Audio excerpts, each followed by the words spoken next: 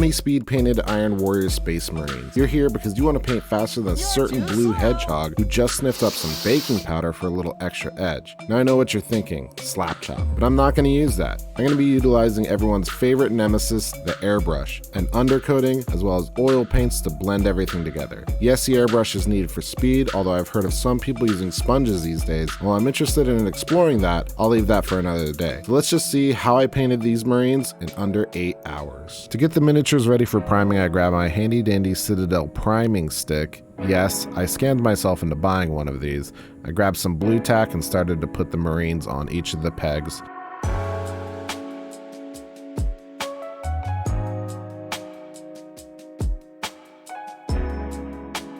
This stick allows me to get all 20 Marines primed at the same time. And I will prime in Chaos Black.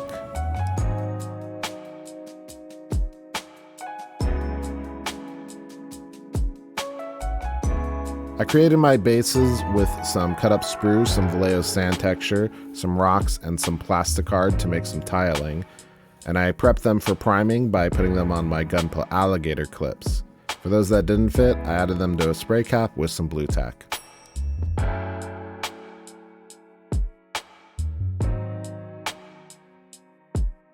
To begin the painting, I'm going to be using Vallejo Air Dark Aluminium. This is a fantastic color. However, I'm going to give you a cautionary tale on airbrushing. I use a bad airbrush to do metallics because I'm scared of metallic pigments in my other paints.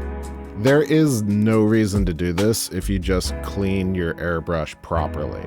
And I'm bad at that. I hate airbrushing. So you get to watch me suffer.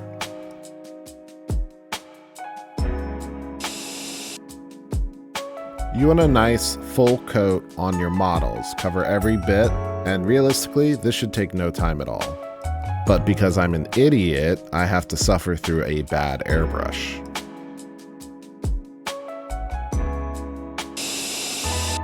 And for this tale, I want to just say, sometimes you have to roll with the punches. Things won't go right every single time, and you kind of just have to work with what you've got. Here's the full even coat on these miniatures that I've dubbed Good Enough.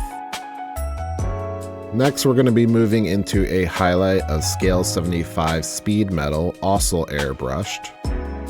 This is a very bright color that isn't very noticeable on camera, but it's strong in person.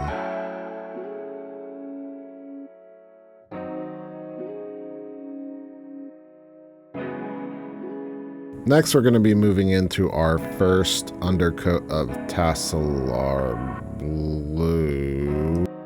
God damn it. At least I would like to.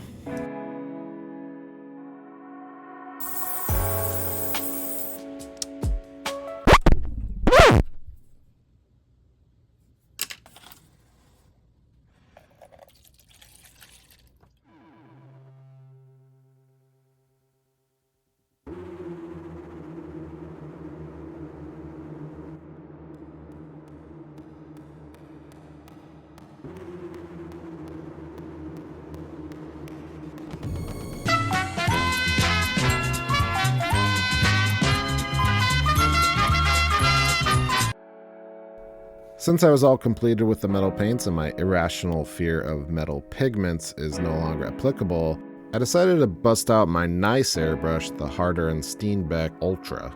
This is a great tool that I've never had any issues with. Cleaning it is a breeze and I love it. I'm just scared of those metal pigments for absolutely no reason. And really, you don't have to be scared of airbrushing. It's easy, it's a fun and powerful tool. Just remember, you get what you pay for. Now that Tasselar Blue is going on and you can see that it is creating a nice reflective sheen.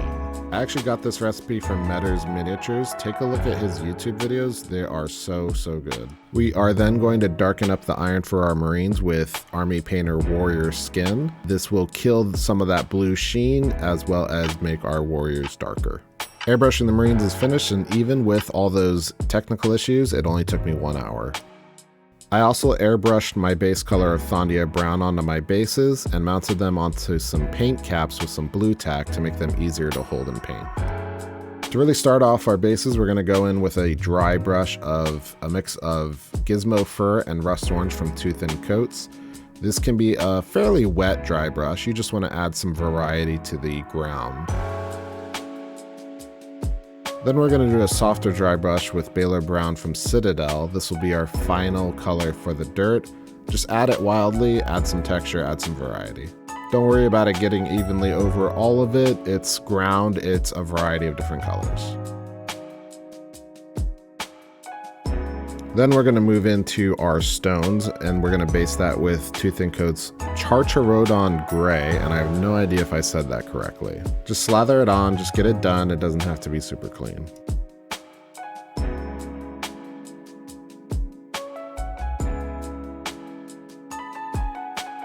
Then we're going to be applying some Agrass Earthshade, thinned down with some water over all of the stones to darken them down, get them a little muddy looking.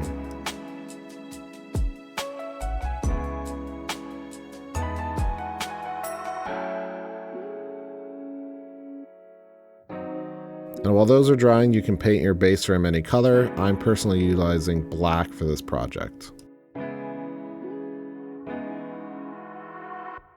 And then finally, we are mixing our earlier gray with some AK 3rd Gen Ice Yellow. And you want to do various mixtures for this, and you're going to be layering that up onto your stones. The bases are complete. It's been 2 hours. I've glued my marines onto the bases to start painting them by hand, which will start with our black. I'm using AK Tenebris Gray. I cleaned up and added a bit with Surcoat Silver, and honestly this bit was a little bit of a mistake, as in the final product the areas where I painted this are pretty obvious and it's a bit garish, but it does work well as an edge highlight. I should have just not applied as much as I did. I paint the gold in Two Thin Coats Dragon Gold. It's bright, but the oils will tone it down. We then begin our hazard stripes with Vallejo Games Bronzed Brown. This dark color will make it easier for you to apply a yellow as a base coat, which we'll highlight with Two Thin Coats Skulker Yellow. You don't want to hit all of the stripe, just the top ends.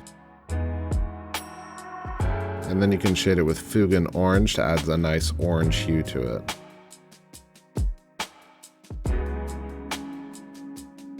To finish up our pre-wash painting, we're going to be adding some Thondia Brown with a sponge. Be generous with this, just dab it on, but don't go too overboard. Those details took me a long time, especially the hazard striping. We're now at 5 hours past, and I just sealed all of my models with Tester's Gloss Varnish to prepare them for our oil wash. And to do that oil wash, we're going to be using Winsor & Newton's Burnt Umber combined with some Gamsol Pure Odorless Minerals.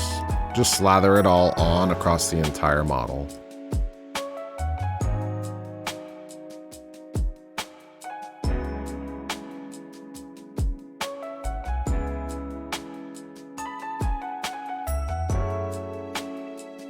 After about an hour of letting the oil paints dry, I return with a Q-tip to wipe off any excess that I don't want on. So this is to clean it up a little bit and to make sure that the grime is going where you want it to go.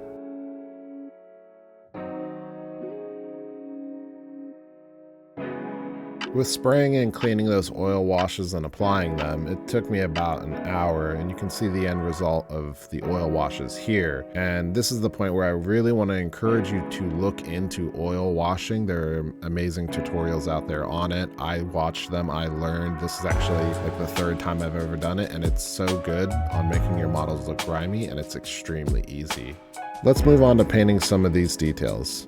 For the leather straps, we're going to start with Thornwood Green from P3. I don't know if they've changed the formula, but the old one is very good. Then we're going to highlight it with Citadel's Mournfang Brown and give it some very reddish brown color. And then finally, we'll do a last highlight of Vallejo Games Parasite Brown. Normally I would add leather texturing, but these are just troops, so I'm just going to do some edge highlighting. For the lens, I would normally do a complicated gem-like pattern, but I want to do these fast, so I'm going to go with speed metal and just do a single coat of it in the eyes. Afterwards, we'll apply some Blood Angels Red contrast paint to get that red color on there.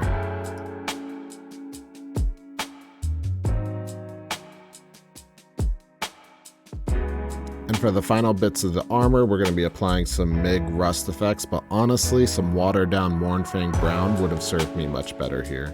Apply it liberally. The rust can be anywhere. It can be in the feet, it can be in the gun, it can be in the black of the shoulder pads. I actually think it looks quite nice as a recess shade for the black.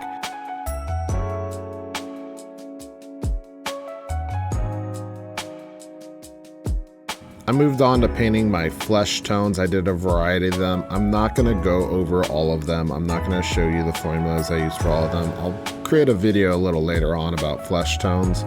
But here are some examples as well as some of the colors that I used in the top left of the screen.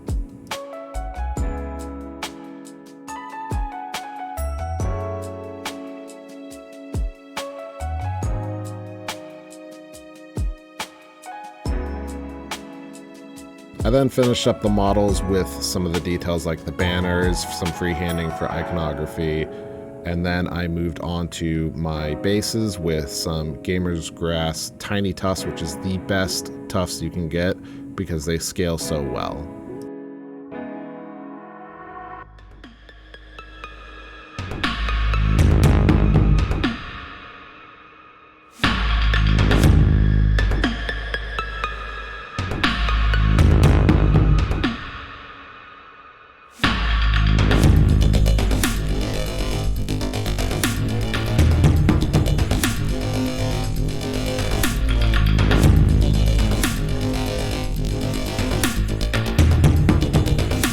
When I set off to do this, I wanted to do it as quickly as I possibly could while still maintaining a pretty nice looking model, and I think my end result looks really, really good after just 8 hours of assembly line painting, which is about 30 minutes per model. I think I took less time on these than I did 20 Skaven clan rats that I did in a rather slap chop style, and to me that's really impressive.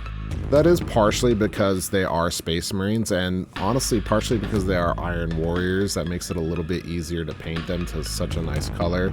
But I do think this method would work really well for any other Space Marines. I could probably do it with my Blood Angels and it would probably work pretty well. I would just have to find the right colors to undercoat it with, because the Tassalar blue wouldn't really work out. But I want to thank you so much for checking out my video. I hope that it inspired you to try different ways to get your speed painting done. I know we've all got armies, we've all got piles of shames, and we want to conquer it. And hopefully this video helps you do that a little bit. So please like, subscribe, leave a comment below, share it with your friends. I would very much appreciate it. And I'll catch you in the next one.